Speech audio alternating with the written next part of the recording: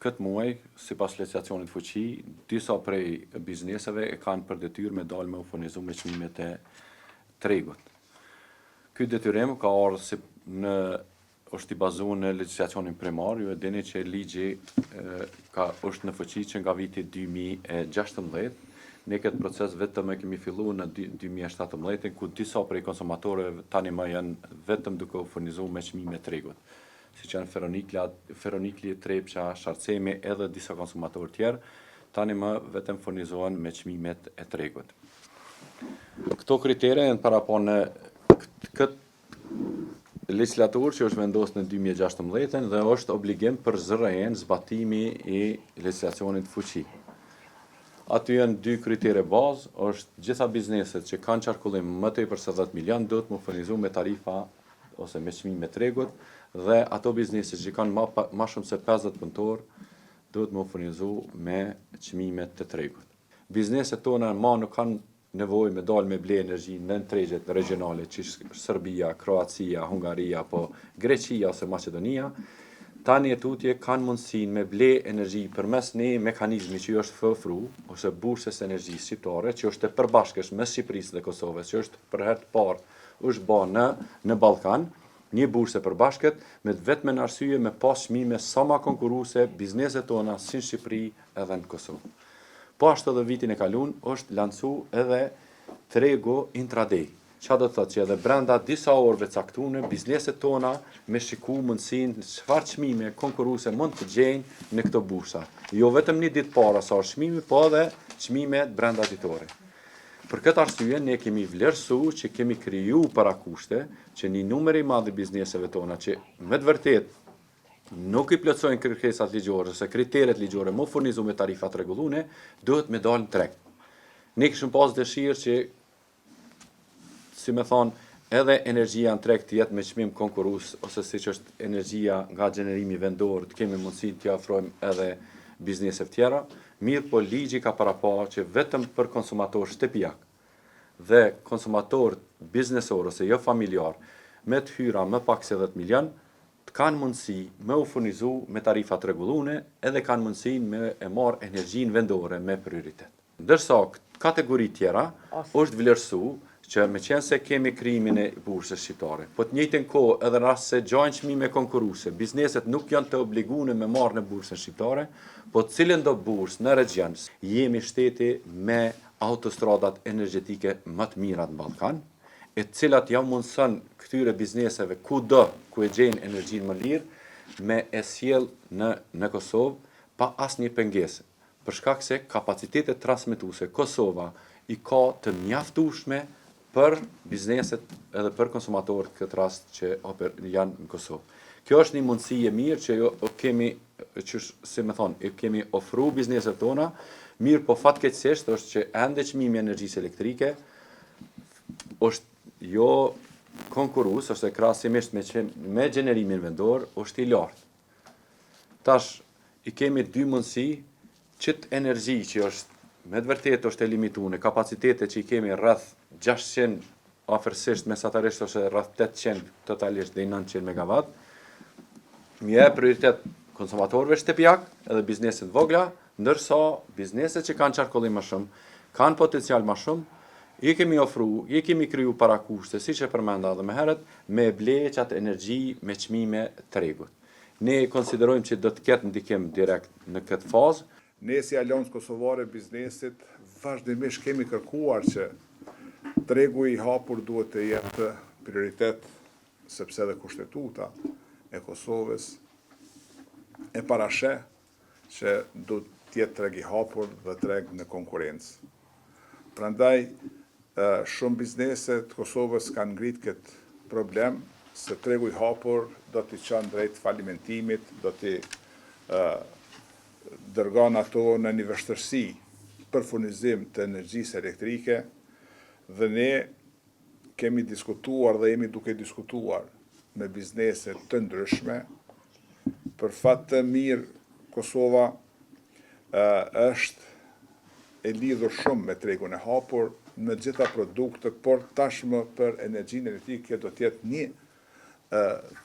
një skem tjetër, për cilën bizneset do të kenë vështirësi që të vejnë në kontakte me bizneset të cilat shesin energji elektrike.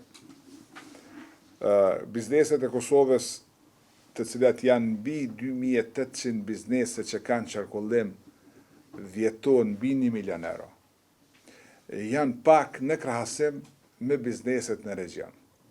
Po ashtu, sipas disa statistikave që ne posedojmë, sistemin me energji elektrike që tash do t'i prek, tregu i hapur që duhet deklarohen dhe duhet të lidhin kontrata, janë më pak se 1000. Por edhe furnizimi me energji elektrike do t'jetë një sfidë, sikur me disa produkte të ndryshme shpesh kur janë në krizë në tregun global.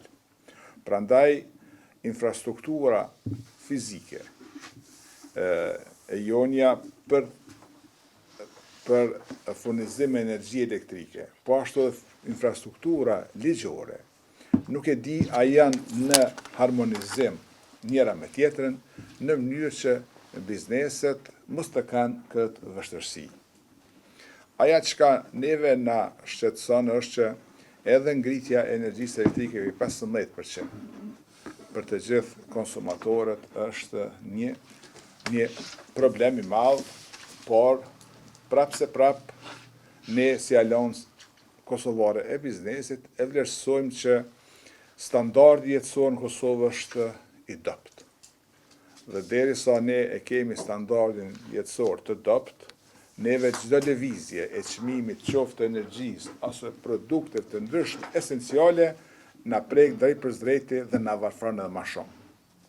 Inflacioni është prezent, ishte prezent dhe pothuajse të gjitha çmimet kanë lëvizur drejt lartësisë, por pagat në Kosovë mbeten ende një sfidë e madhe. Kosova mbetet ende shteti më i varfër në Evropë, dhe gjitha këto konsumatori do të ballafaqohet me një krizë tjetër. A duhet tash me pagu ata të cilët do të shesin për jashtë Kosovës?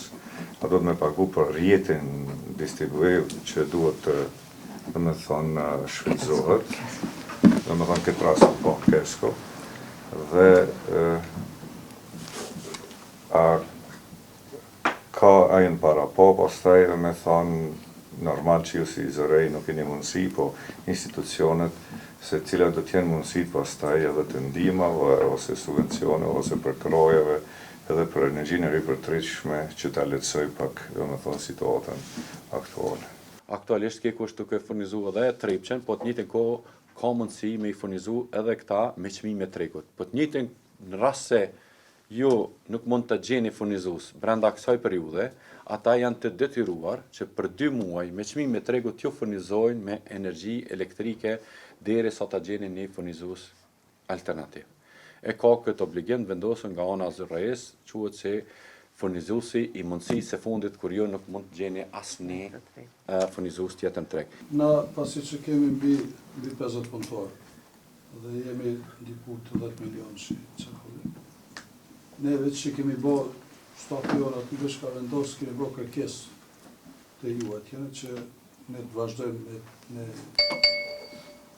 me tarifat ma pashme, jo.